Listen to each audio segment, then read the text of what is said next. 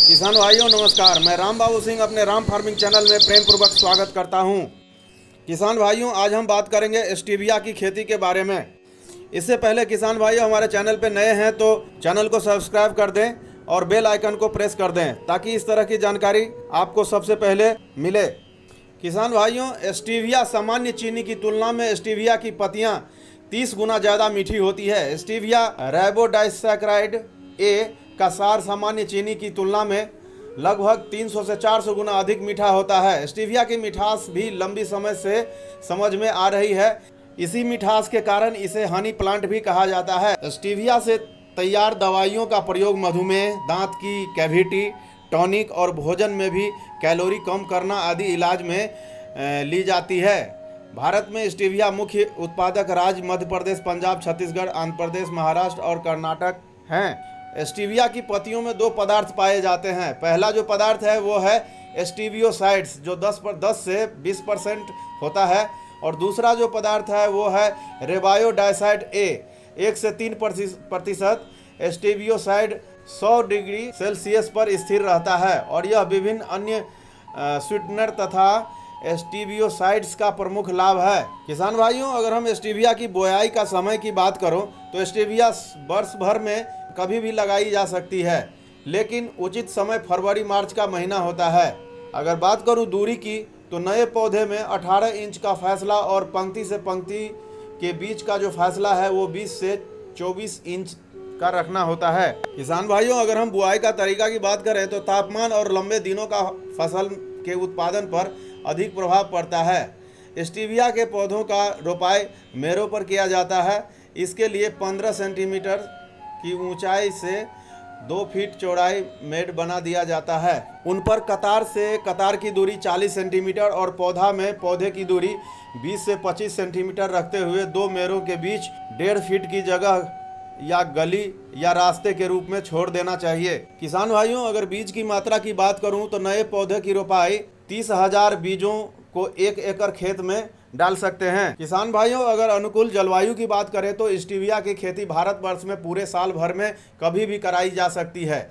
इसके लिए अर्ध आर्द्र एवं अर्ध सस्ते किस्म की जलवायु काफ़ी उपयुक्त पाई जाती है। ऐसे क्षेत्र यहाँ पर न्यूनतम तापमान 0 से नीचे चला जाता है, वहाँ पर इसकी खेती नहीं की जा सकती है। 11 सेंटीग्रेड तक के तापमान में इसकी खेती सफलतापूर्वक की जा सकती है। किसान भाइयों, स्टीविया की सफल खेती के लिए उचित जल निकास वाली रेतीली दोमट मिट्टी जिसका पीएच मान 6 के करीब हो उपयुक्त पाई गई है। जल भराव वाली या क्षारीय भूमि में स्टीविया की खेती नहीं की जा सकती है। किसान भाइयों, अगर हम खेत की तैयारी की बात करें तो स्टीविया की खेती के लिए रोपाई से पूर्व खेत की 2 से 3 बार अच्छी गहरी जुताई करना चाहिए। अंतिम जुताई से पूर्व भूमि में खाद डालने के बाद जुताई कर भुरभुरा बना लेना चाहिए और खेत में खरपतवार नहीं होना चाहिए। किसान भाइयों, अगर हम खाद और उर्वरक की बात करें तो स्टीविया की पत्तियों का मनुष्य द्वारा सीधे उपयोग किया जाता है। इस कारण इसकी खेती में किसी भी प्रकार का रासायनिक खाद या कीटनाशी का प्रयोग नहीं करते हैं।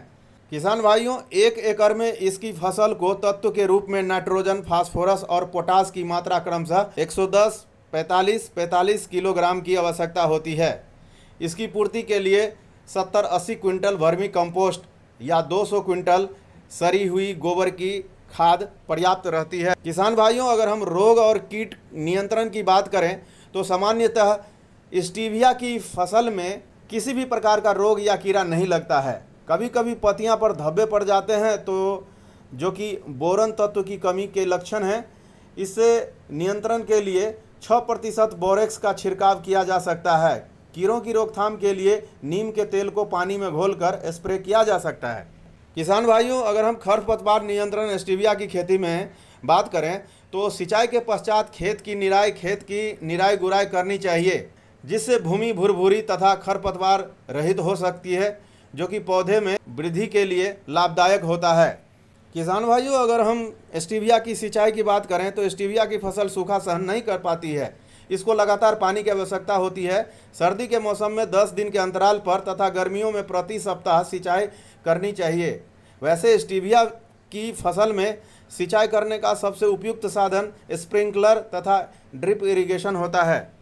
किसान भाइयों, अगर हम स्टीविया में कटाई की बात करें तो फूलों को तोड़ना होता है, क्योंकि स्टीविया की पत्तियों में ही स्टीवियोसाइड्स पाए जाते हैं। इसलिए पत्तों की मात्रा बढ़ाई जानी होती है तथा समय समय पर फूलों को तोड़ देना चाहिए होता है। अगर पौधे पर 2 दिन फूल लगे रहे तथा उनको न तोड़ा जाए तो पत्तियों में स्टीवियोसाइड की मात्रा में 50% तक की कमी हो जाती है। फूलों की तोड़ाई पौधों को खेत में रोपाई के 30, 45, 60, 75 एवं 90 दिन के पश्चात एवं प्रथम कटाई के समय की जानी चाहिए। फल की पहली कटाई के पश्चात 40, 60 एवं 80 दिनों पर फूल को कटाई करनी चाहिए।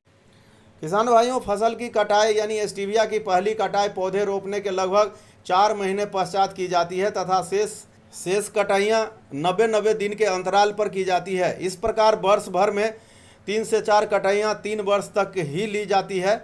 इसके बाद पत्तियों के स्टीवियोसाइड्स की मात्रा घट जाती है।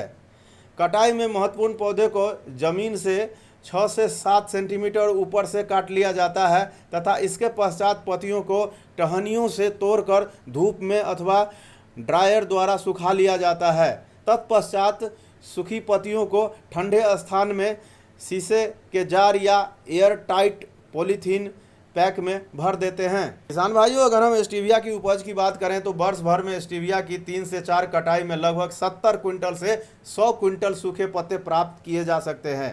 किसान भाइयों, अगर हम स्टीविया की खेती में मुनाफे की बात करें तो वैसे तो स्टीविया की पत्तियों का अंतर्राष्ट्रीय बाजार भाव लगभग 300 से 400 प्रति किलोग्राम है, लेकिन अगर स्टीविया की बिक्री दर 100 रुपया प्रति किलोग्राम मानी जाए तो प्रथम में 1 एकड़ में भूमि से 5 से 6 लाख की कुल आमदनी हो सकती है तथा आगामी सालों में यह लाभ अधिक होता है।